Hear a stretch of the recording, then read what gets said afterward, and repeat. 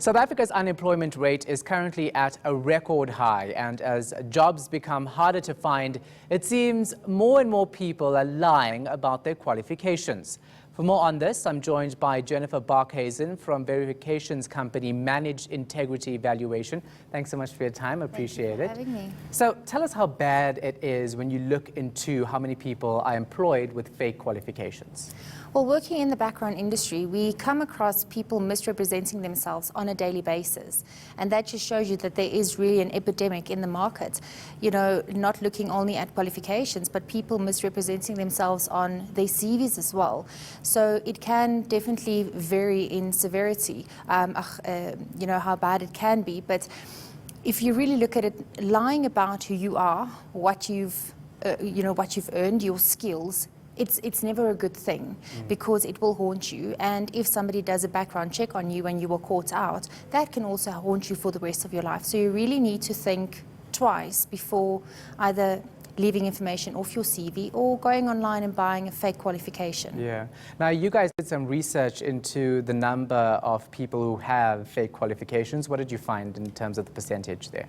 So according to MIE statistics for 2017, about 14.3% of the people that we did qualification checks on, so we checked about over 552,000 qualifications just for 2017, and that showed that 14.3% of people either lied or misrepresented their qualification in a certain way, which is really a shocking number if you come to think of it, because if a qualification is not checked and a person does not have the necessary skills to do the job, you know, they're entering the workforce. Yeah. And it might be okay if you are, you say that you are not a great typer. I mean, typing doesn't really have an effect. You know, if you type a few words slower than, the next person, that's fine. But if you think about a pilot or a doctor or a dentist or a pharmacist, then it becomes quite severe. Well, that's the shocking thing, because you would think in terms of roles like that, jobs like that, pilots for instance, and nurses as well, and doctors, that a proper background check is done on a person, that qualifications are looked into to make sure that this person did actually go and study what they say they have. No, it's crucial, and we urge companies to put policies in place to make sure that any person that is onboarded into their organization goes through the same procurement process in terms of vetting that person. It might differ in terms of the level of the job that they're applying for, but each person that you do employ needs to go through a background screening check to make sure that they are who they say they are and that they are qualified at the end of the day to do the job. Well, then these companies are not doing that, obviously. Why? Why does a company not make the effort to say, we're going to pay you so much money and we just need to check if you are actually qualified for this job and you have the necessary degree or diploma? Yes. Well, I think, with what's happening in the news, if you look over the past couple of months, there's been quite a few news stories of high-ranking officials and people in very high-paying and important jobs who were caught out for not having a qualification.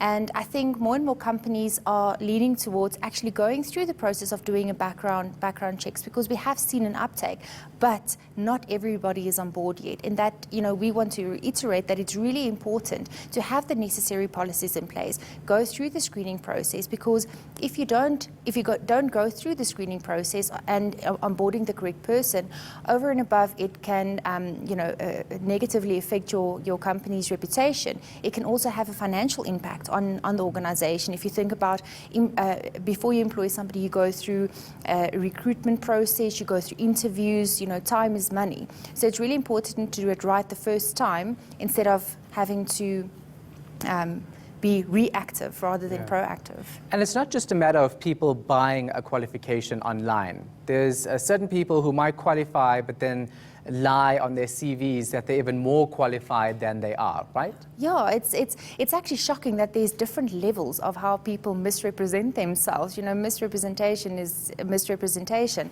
But you get people that buy a qualification online. That has become, with our technology today, it's become quite easy. It takes about an hour. So you Google something online, you get a fake qualification in an hour's time. Other people might say that they are qualified, they have obtained the qualification, but they might be a few credits short short of obtaining that qualification.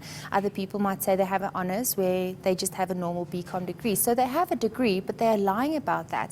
And they don't think about the consequences of, if they are caught out, what the institution where they obtain the qualification, the repercussions of that.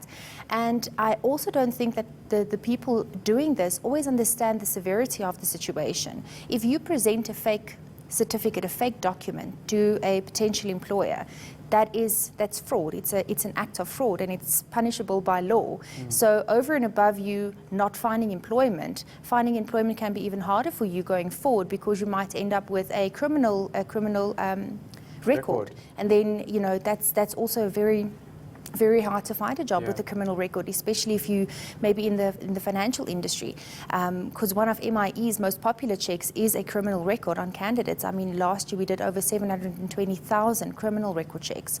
So with the high unemployment in South Africa, and you have a criminal record, and it's apparent that you have lied about your credentials, it makes life harder on yourself. Now, you mentioned people getting a fake degree, a diploma online within an hour. Yes. Firstly, let's talk about how this is actually happening and why law enforcement is not cracking down on this.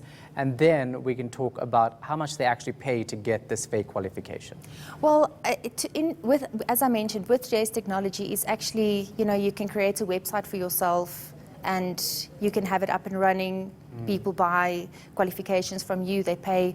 We've heard various stories. I mean, we haven't investigated, exactly how much it costs, but it can cost you 500 Rand, it can be 1,000 Rand, but it can be 2,000 Rand. So I think because technology is so advanced, it's difficult to clamp down on them. But, here we can look at Umalusi. A couple of months ago, they caught two fake online communities, if I can call it, that's selling fake matric certificates. And I mean, that's just terrible, because it's out there, and people are not finishing finishing school, but they want to gain access into universities, etc. And that is now possible because online you can go and you can buy a fake qualification, and it's really bad.